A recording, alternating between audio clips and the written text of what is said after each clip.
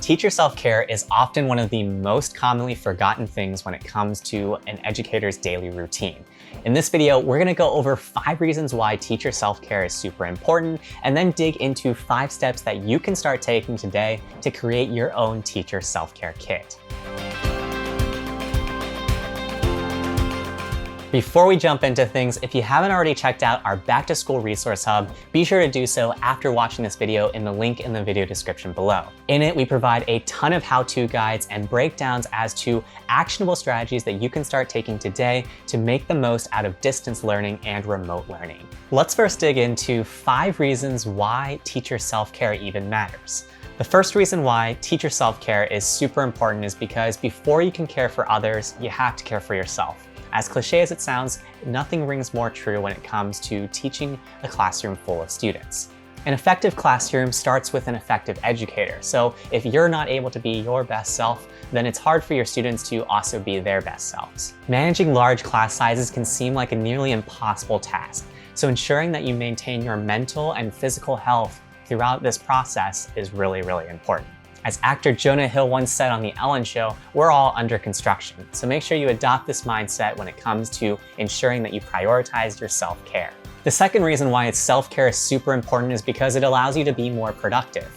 Did you know that 40 to 50% of educators leave the profession within the first 5 years? Oftentimes, this is simply due to the fact that they burn out in those first 5 years. Self-care can help you avoid hitting this impasse because it forces you to dedicate time towards other things aside from just your work. By having these moments of rest, recovery, and reflection, we can be our best selves whenever we are ready to return back to the classroom. The third reason why self-care is important is because by maintaining a self-care routine, you can help reduce the number of bad habits that you do. Creating a self-care calendar or using a self-care app like Albert.io can be a great way for you to keep those bad habits at bay.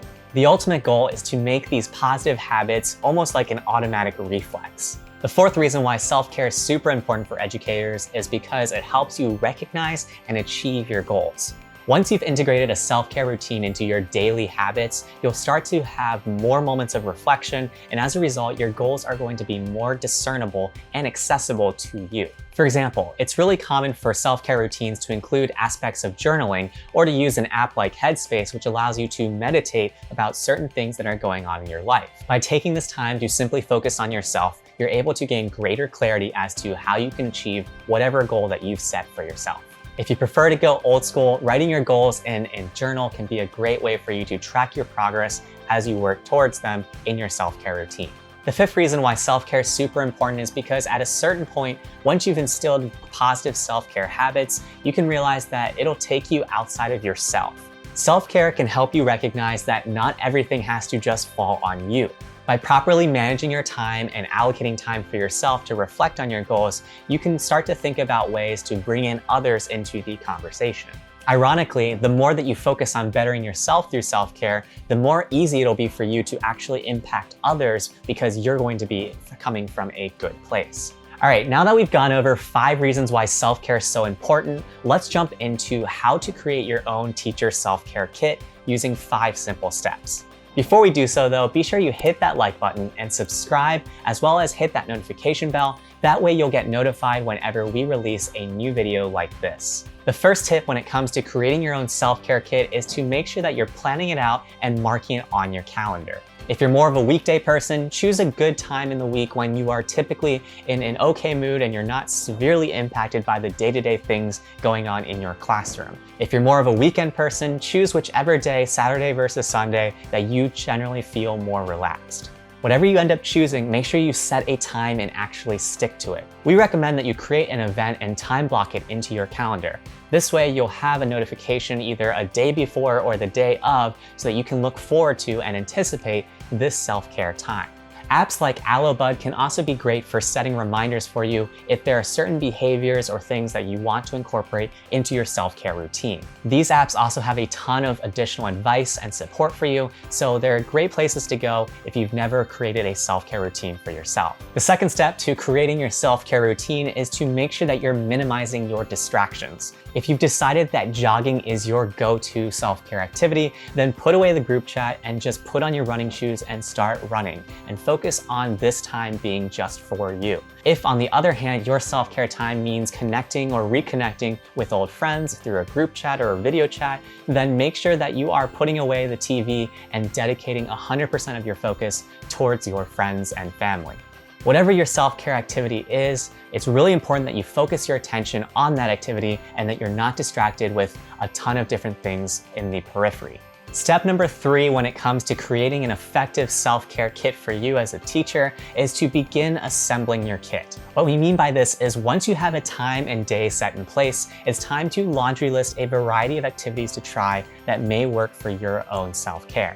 From here, you're gonna wanna figure out what works for you and what doesn't work for you when it comes to de-stressing a little bit. You may find apps like Day One helpful for encouraging this sort of reflection activity, or just taking an old school journal and writing out what you felt and what worked and what didn't work for you when you did a certain self-care activity.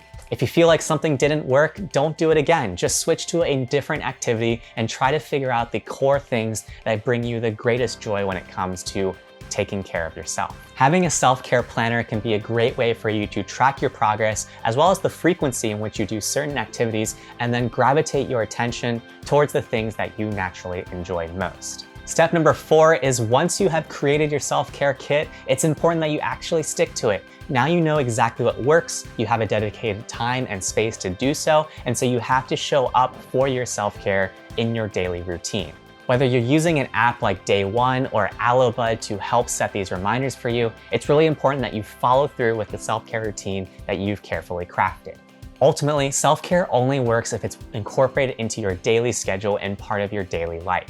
And the last step when it comes to creating an effective self-care kit is to make sure that you're going with the flow and adapting as things change. For example, if you start to notice that certain activities aren't really resonating with you anymore, or you're starting to get bored of them, then think about different activities that you can try. Maybe you tried meditating and after a few weeks it gets boring, so you want to try instead to just listen to some ambient music. Whatever the case may be, it's really important that you take a step back and you're always thinking about how effective the activity is at recharging yourself so that you can be your best self after that activity has been done. You may also find it helpful to incorporate some activities during the beginnings of the month and then take them out towards the end of the month and repeat that cycle and come up with some sort of bi-monthly or monthly schedule for certain activities. If you haven't already checked it out, be sure to bookmark our Back to School Resource Hub in the link in the video description below.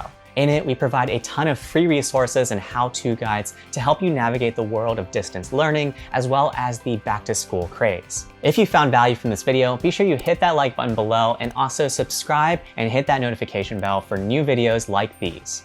Lastly, if you're an educator and your school has never tried out Albert, be sure to check out our pilot program in the link in the video description below.